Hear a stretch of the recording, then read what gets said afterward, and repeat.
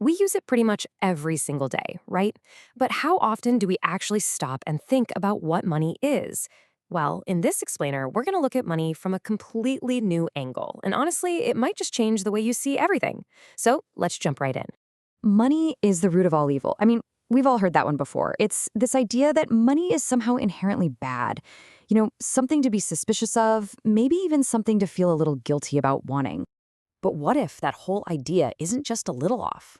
What if it's completely, fundamentally wrong? What if it's actually holding us back?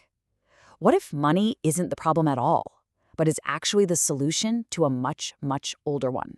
So here's the thing. The idea that money is evil might just be one of the most unhelpful concepts out there. It's not just incorrect, it might actually be harmful to our progress, to our health, and to our happiness. So let's unpack why that might be.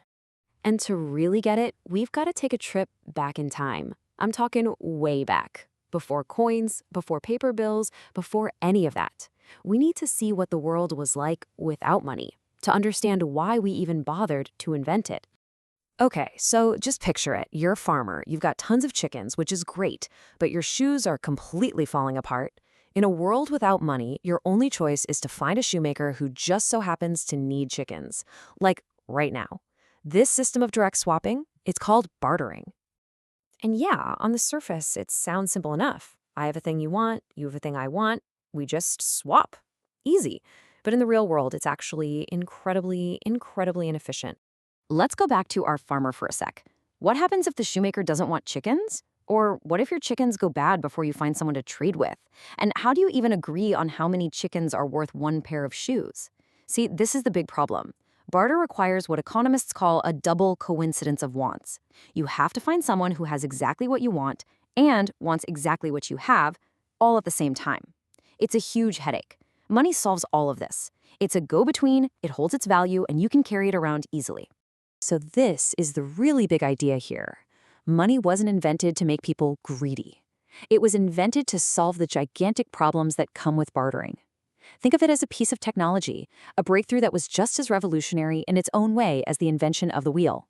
And for thousands of years, humans have tried all sorts of things to solve this problem. We've used seashells, beads, even squirrel pelts as a form of money.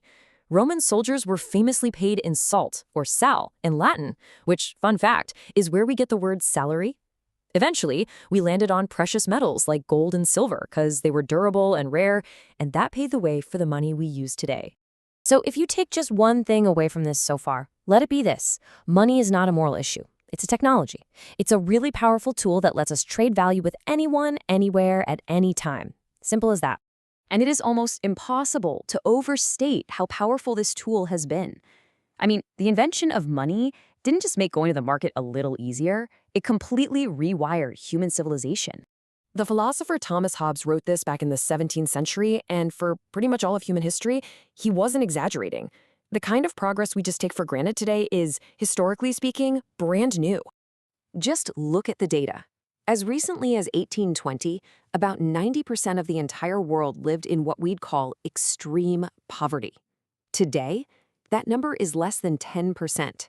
That's a mind-blowing shift in just a couple hundred years. Or how about this one? Child mortality.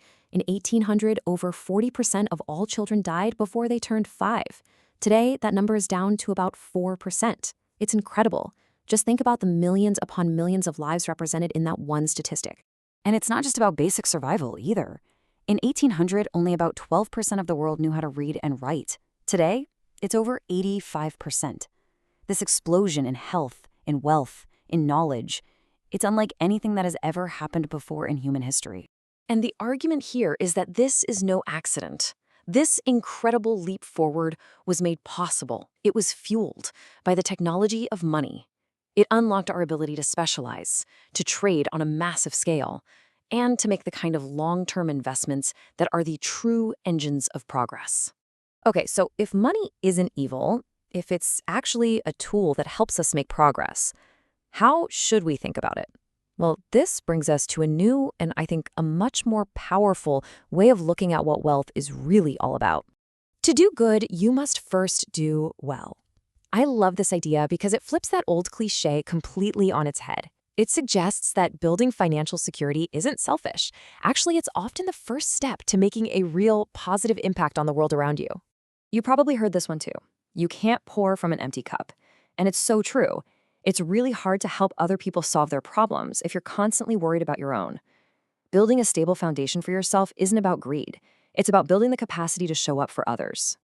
So when we start thinking of wealth this way, it stops being about fancy cars and big houses. It becomes about freedom, about agency. It's the freedom to make your own choices, the ability to take care of the people you love, and the power to put your resources behind the causes that you actually believe in.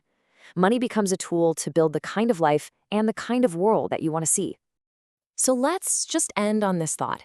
If we can agree that money isn't good or evil, but that it's just a powerful tool, one of the most effective technologies we've ever come up with for getting things done, then the really important question isn't about money at all. It's about us. It's about you. What will you build with it?